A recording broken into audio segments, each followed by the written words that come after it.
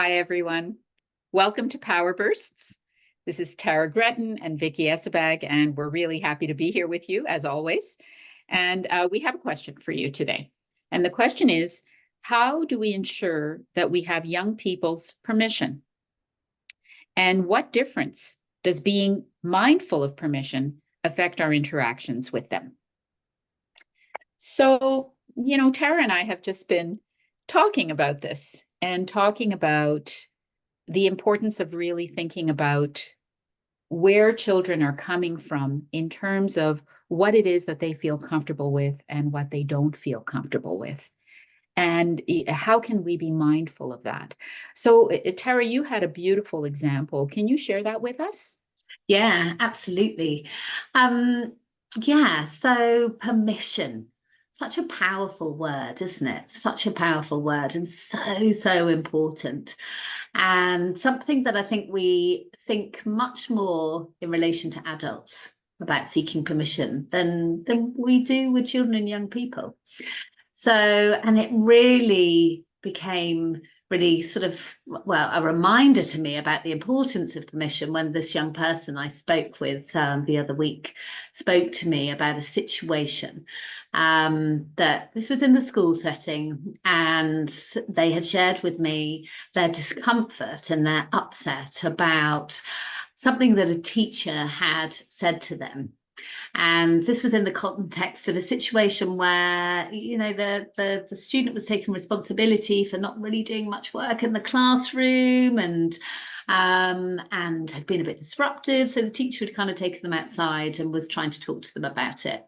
And then the teacher made some reference to asked a very personal question in relation to the young person's mental health that would have highlighted to that young person that they had information about them of a personal nature.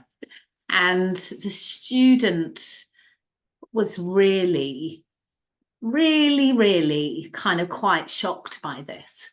And in that moment, wanting to kind of respect the adult-student situation, did not feel that they could question that or challenge that or even say, I don't want to talk about that.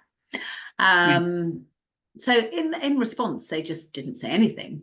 And so they brought that to me and in the session, in their counselling session with me. And this just really spoke to me about the importance of permission, Yeah. And just to think about what the teacher could have done differently. Yes. How might we talk to a young person, or how might we pose a question that might refer to personal information that we have about them? Absolutely. And seeking their permission to do that could make such a difference to those interactions. So, and that was something that I spoke to the student about afterwards. What could the teacher have done differently?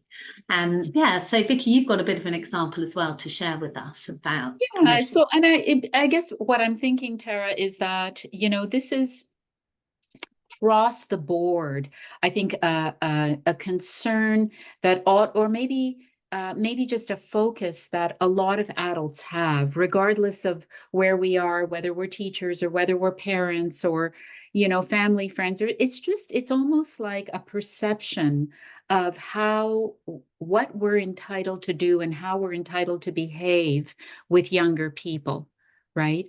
And so it's almost like this us and them.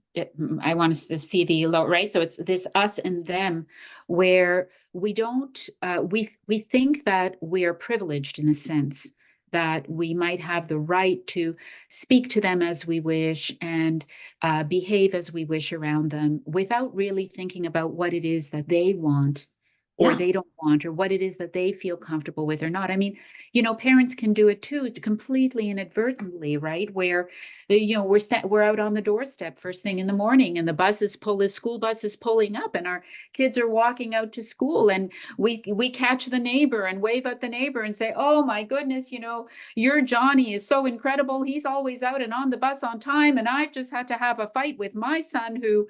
he's won't get out of bed. He's so lazy. He won't get in there and get a shower. And of course, the son is listening to all this. And Mm.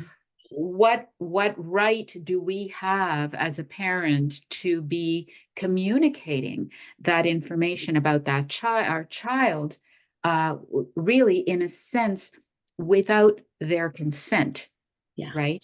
Yeah. They may or may not be comfortable with sharing that type of Yeah. personal information about themselves.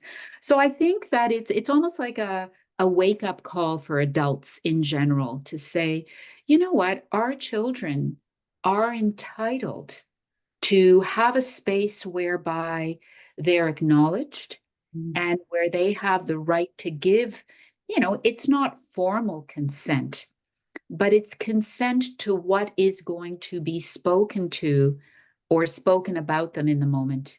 Yeah. And so it's a question of checking in, right? Creating that example or that opportunity to say, how are we going to check in with our young people to ensure that they're okay with information that may or may not be communicated? Yeah. Yeah, absolutely. I mean, and in sharing or experiencing this conversation with this young person and reflecting off on it afterwards, did Yeah, kind of made me think of situations in particular with my children as a parent, where right, and they have right. taught me a lot. The children that and young people that I work with and my own children are continually teaching us, and that I can think about situations where you're stood there, my children are there, there's relatives there, and you want to share something that might be a really complimentary story that you want to say, thinking about something that they've done really well in and going into the detail of that. And when I've done that and I am being literally eyeballed Yeah, across, to yeah, like, what? yeah, And having learned from that, that in those moments, in those tiny, tiny interactions, just like, oh, can I share? Is it okay that I share with your grandmother? Can I share with her that story that you told me, or how well you did in, is it okay if I can share that? I think that tiny, tiny question can make such a difference, and yeah, of course you can, but just seeking that permission or yeah, checking in, as you said. Or, yeah. in that situation with the teacher, is it okay if I ask you a question about? There's such tiny ways that we can ask permission in the moment that can make such a difference to a young person, can't it? Absolutely. And yes, and to help them to feel valued, to Yeah, help them to feel heard, to help them to feel respected, yeah, that we're being mindful in the moment, even to ask them a question, if we're having a conversation with our child, and I have conversations with my adult children all the time, and I still find myself saying, can I ask you this question? Would it be all right if I check in with you about this? I've been thinking about such and such. Is it okay to talk about that? yeah. Right? Just those little check-ins, and Mhm. that basically the message of that what we're sending in the moment is, I value you, I Yeah, respect you, and I want to have a respectful interaction with you. yeah, I want to create that kind of space. yeah, And that goes a really long way. yeah. Yeah, absolutely. Such an important conversation to have, isn't Yes. it? Yes. And that emphasis on that value, that respect, that Yeah. autonomy.